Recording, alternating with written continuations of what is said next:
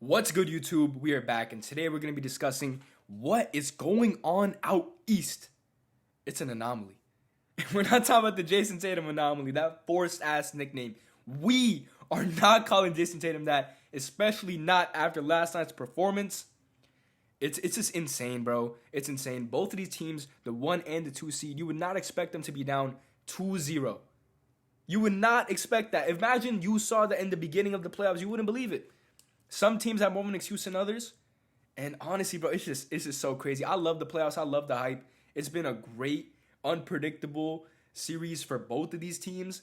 And we're just going to delve straight into it. We'll be talking about both the Celtics and the Cavs and how good the Knicks and the Pacers have been playing. And they've been playing some damn good ball. We're really about to get a rematch at SummerSlam. Jalen, Brunson, Tyrese, Haliburton.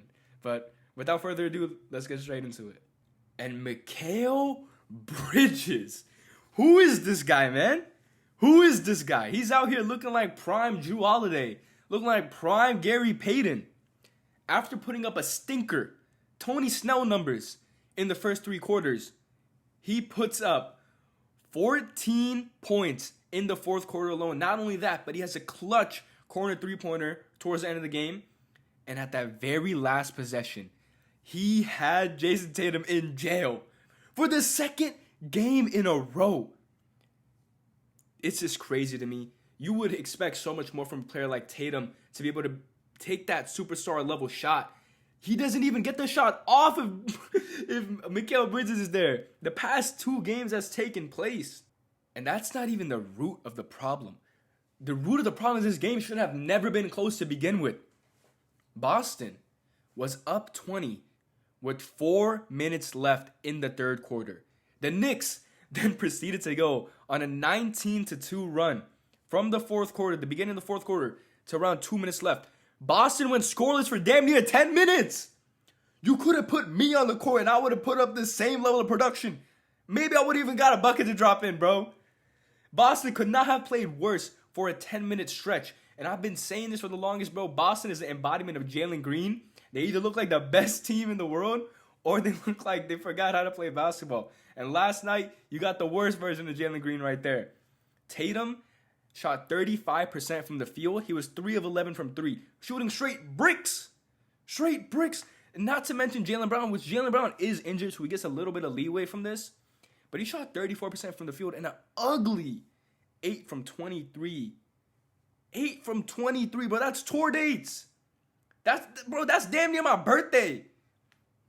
Mikal Bridges came up big. Jalen Brunson came up big. And Cat had a great game. But Boston really has no excuse to be losing these games. They should not be blowing these leads in the fashion that they are. This does not look like the championship team from just a few years ago. Not even. Last year. How can a team just forget how to play basketball to this extent? And a lot of people are going to be saying a lot of crazy things about the Boston Celtics, saying that maybe last year was a fluke run. No, I don't think that's true. You know, you're going to face the teams that you're going to face, injured or not. We'll delve straight into that about the Cavs series very soon. But you play who you're going to play. But I've already seen people start to question Boston on if this team just happened to get the right matchup last year where everyone just happened to be injured or if they're a legit championship level team. And that's going to put to the test, bro. Because we're going to find out if this team is really frauds or not. And so far, it's not looking good. I had them winning this series in 7. It's still possible. But, man, I love this for New York. I love this for New York. Like, bro, that New York will turn into Gotham City overnight if the Knicks win the finals. I would love to see it. I would love to see it. Super exciting.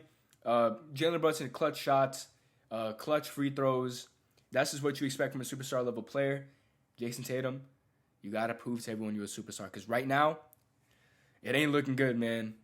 I'm not counting Boston completely out. Just a few years ago, they were down 0-3 to the Miami Heat and somehow forced a Game 7. These guys fluke shit, okay? It doesn't make sense. They somehow get back into series. I still think the series is very much alive. But if nothing changes and Joe Mazzulla just decides to run the same damn offense, the same damn system, change absolutely nothing, but it's over. It's over. And Mazzulla's job might be in jeopardy. If we're being completely honest, if they somehow get skunked, maybe a gentleman sweep, I don't know what you do, man. This is the thing, right?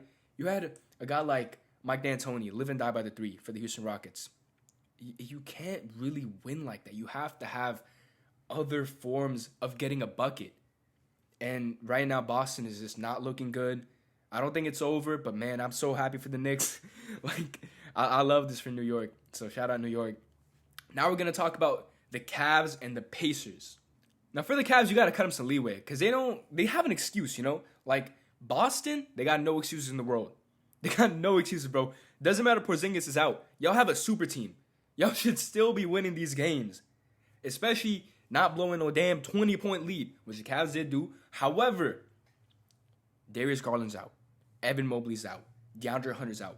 There's an excuse, okay? And you hope that these guys are able to come back in time if you are the Cleveland Cavaliers. But what went wrong in this game, bro? Because a lot was going right. Especially in the first three quarters. Everything was going right for the Cavs. The Cavs start the game off with a 17-point lead at the end of the first quarter, right? And they led as much as 20 points at the start of the second quarter. And Mitchell played his heart out. He had 48 points. He had 48 points, bro. It reminded me, I was reminiscent of when him and Jamal Murray were going back at it in the bubble. That's what it felt like.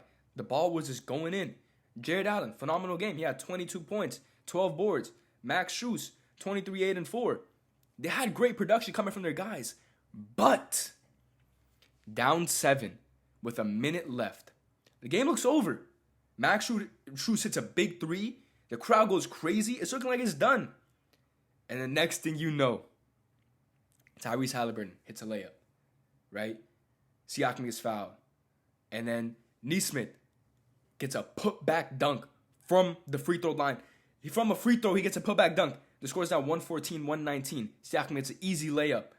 Mitchell, offensive foul. And next thing you know, and it's a 2-point game.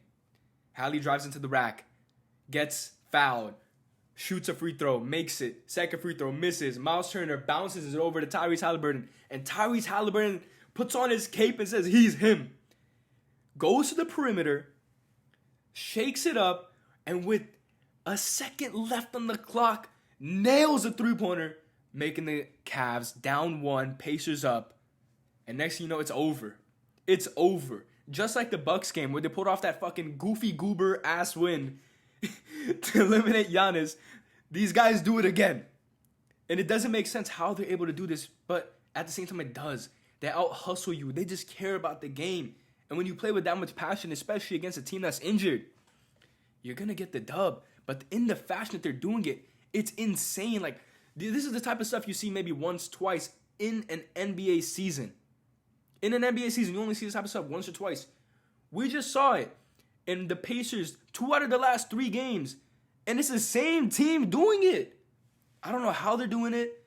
It's insane. It's actually like, it's hard to fathom the type of clutch performances this team has been putting together. And it has the makings of a championship team. If you doubted it before, look at them now.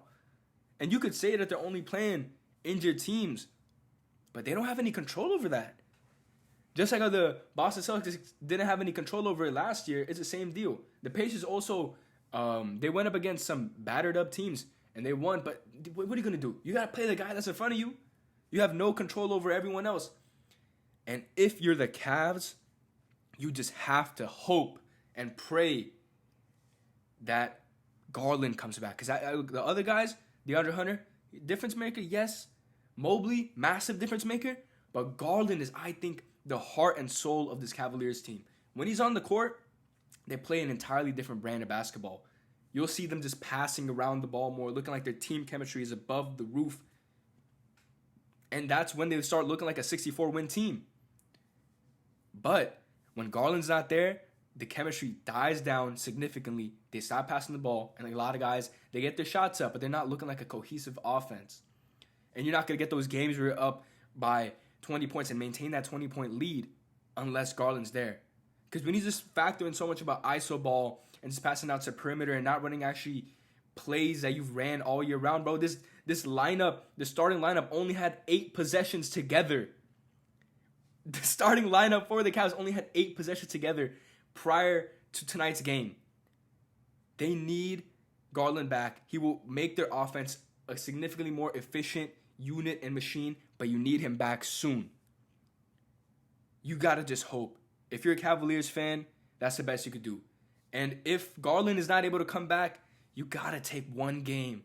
You got to take one game from the Pacers, because if you are truly a 64-win team, even if you're down 3-0, you're expected to make it a challenge if all your guys are healthy. Because I think the Cavs are good enough to be able to beat the Pacers. On paper, they're the better team. Let's be honest. On paper, the Cavs are a better team, especially when fully healthy.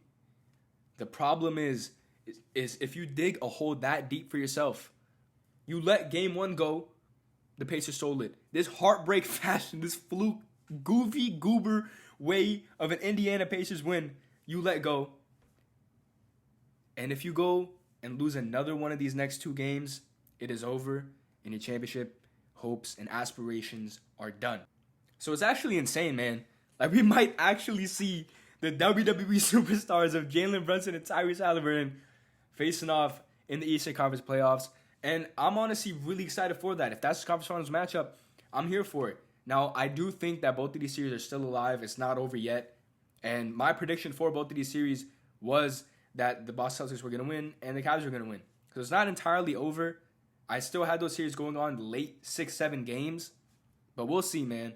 It's been a really exciting playoffs, especially out west. It's going crazy. OKC just blew out the Nuggets by 50. We're going to talk more about that later. But if y'all still here, just know I appreciate you. Leave a like, subscribe down below. Tell me what y'all think of these series. Which one has been your favorite thus far? And I'm going to catch you on the next one. Take care.